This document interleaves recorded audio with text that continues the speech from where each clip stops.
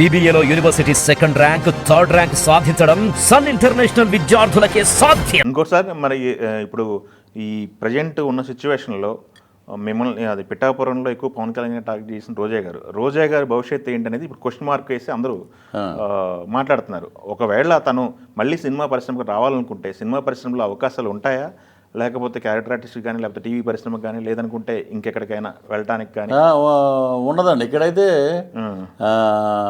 జబర్దస్త్ అసలు రానివ్వరు. నువ్వు జబర్దస్త్లో ఉన్న కమెడియన్స్ని నువ్వు చాలా నీచంగా మాట్లాడావు. వాళ్ళందరూ తలా ఒక 2000 ఓట్లు లేకపోతే 1000 ఓట్లు 2000 ఓట్లు వేసుకోరండి. పోనీ 10 మంది జబర్దస్తులు వచ్చిన 20,000 ఓట్లు లాక్కెళ్ళారుగా పవన్ కళ్యాణ్ గారికి వెనకాల. ఇలాంటి మాట్లాడండి, అలాంటి మాటలు మాట్లాడే కమెడియన్స్ అంటే కమెడియన్ కామెడీ చేయడం అంటే మామూలు విషయం కాదు. నువ్వు ఎవరిని పడితే అలా మాట్లాడి నీ వెనకాల దర్శనానికి వస్తే వెనకాల ఒక 20 ఇన్నోవాలు, ఒక్కొక్క దాంట్లో 5-6, ఒక్కొక్కటి దగ్గర ₹1,00,000 దర్శనానికి. నువ్వు కొన్ని కోట్లు దండుకున్నావు దర్శనాల పేరు చెప్పి. ఓ తిరుపతి అంతా, చిత్తూరు జిల్లా అంతా గగ్గోలు పెడుతుంది. నువ్వు కూడా ల్యాండ్ మాఫియా, శాండ్ మాఫియా ఇవన్నీ తోటి కొన్ని వేల కోట్లు సంపాదించావు. నీ మీద ఈడీ వస్తుంది త్వరలోనే. గవర్నమెంట్ వదిలిపెట్టదండి, రెడ్ బుక్ వదలదు. గవర్నమెంట్ వదిలిపెట్టిన రెడ్ బుక్ అనేది దాంట్లో ఎవరెవరి పేర్లు ఉన్నాయి ఏంటి అనేది లోకేష్ బాబు గారికి తెలుసు. సీరియస్ అండి రెడ్ బుక్ అనేది. రెడ్ బుక్ అనేది చట్టంకి అప్పచెప్పి దాని పని అది చేసుకెళ్ళిపోద్దండి. ఎవరు మేము రివెంజ్ పాలిటిక్స్ అయితే చేయము.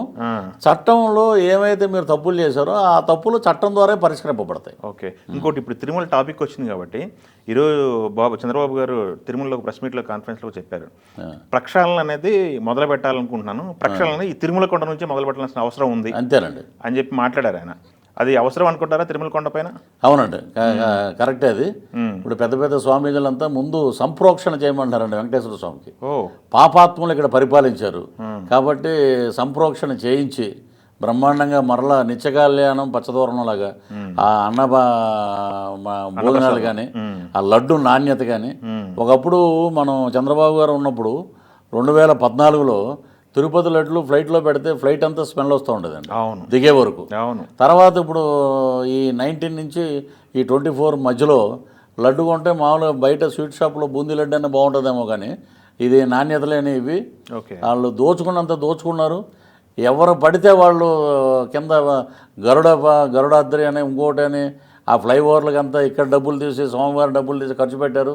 రకరకాల జీవోలు పెట్టారు. అవన్నీ కూడా ధర్మారెడ్డి గారు బయటకు వెళ్ళటానికి లేదని సిఐడి దానికి మన అక్కడ ఎంప్లాయర్స్ అందరూ కంప్లైంట్లు పెట్టడం జరిగింది. ఒక వారం రోజులు సెలవు మటుకు ప్రకటించింది గవర్నమెంట్, రాష్ట్రం విడిచి వెళ్ళటానికి వీలు లేదని. సో పాస్పోర్ట్ కూడా సీజ్ చేశారు. సో ఎవ్రీథింగ్ విల్ బి ఆ చట్ట పరిధిలోనే మొత్తం ప్రక్షాళన అయిపోద్దండి. ఎంతెంత దోచుకున్నారు, ఎలాంటి అవినీతి చేశారు, ఎలాంటి దుర్మార్గాలు చేశారు, అవన్నీ బయటపడతాయండి. ఓకే. ఇంకొకటి సార్, మనకి జనసేన పార్టీకి సంబంధించి కూటమి ఏర్పడిన కొత్తలో నాగబాబు గారు ఎంపీగా పోటీ ఇద్దాం అనుకున్నారు, బట్ అతను సీటు త్యాగం చేయాల్సి వచ్చింది అని చెప్పేసి ఒక టాపిక్ నడిచింది. ఇప్పుడు కూటమి అధికారంలోకి వచ్చింది.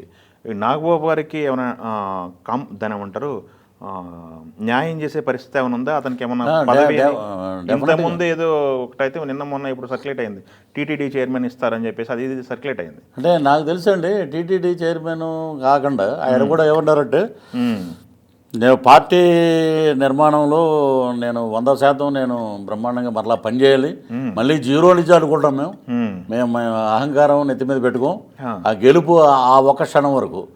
మన టెండూల్కర్ సెంచరీ కొట్టాడు, అబ్బా బ్రహ్మాండంగా ఆడాడు, అక్కడి వరకే. పవన్ కళ్యాణ్ గారు కూడా అదే మాట, చంద్రబాబు గారు అదే మాట. విజయాన్ని ఎత్తుకోకుండా బ్రహ్మాండంగా మనం పనిచేయాలి.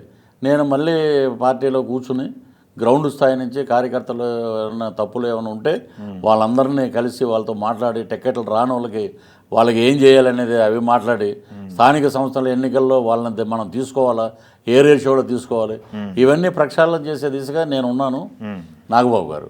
సో నా కోరిక ఏంటంటే అండి, ఇంతమంది తెలుగుదేశం నుంచి ఉన్నారు కాబట్టి నాగబాబు గారిని మా జనసేన తరఫున అయితే ఎమ్మెల్సీ గ్యారంటీ అయినా నాగబాబు గారిని రాజ్యసభకు పంపించాలి.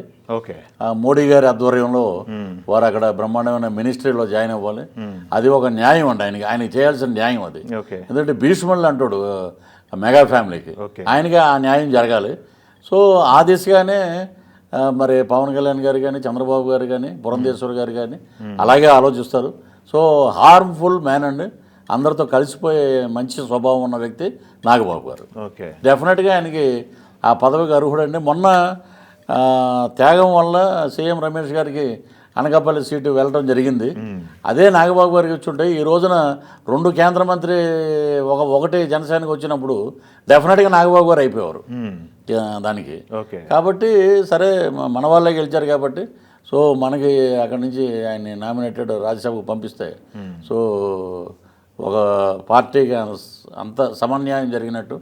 చిరంజీవి గారు అయితే నాకు తెలిసి ఖైదీ హిట్ అయినప్పుడు ఒక కమర్షియల్ హీరో అయ్యామని చెప్పి ఒక ఆనందం ఉంటే దానికి మించి ఆస్కార్ వచ్చినప్పుడు కూడా ఆయన కళ ఒక ఆనందం ఉంటే దాన్ని మించి పవన్ కళ్యాణ్ గారు పిఠాపురంలో గెలిచి ఆయన వచ్చి ఎప్పుడైతే పాదాభివందనం సాష్టాంగం చేశాడో ఆ రోజు నిజంగా ఆయన ఎలాగ మాట్లాడాలి, ఎలాగ నేను ప్రకటించాలి నా ఆనందాన్ని. మొన్న మోదీ గారితో చూడంగానే ఇమ్మీడియట్గా పవన్ కళ్యాణ్ గారికి గడ్డం పెట్టుకుని రైట్ యూ డిడ్ అది అని చెప్పి వాళ్ళ ఆనందం. నిజంగా వాళ్ళ నాన్నగారు బతుకుంటే అండి కొణిదెల వెంకట్రావు గారు ఈ రోజున నిజంగా ఆయన ఎంత ఆనందపడేవాడు.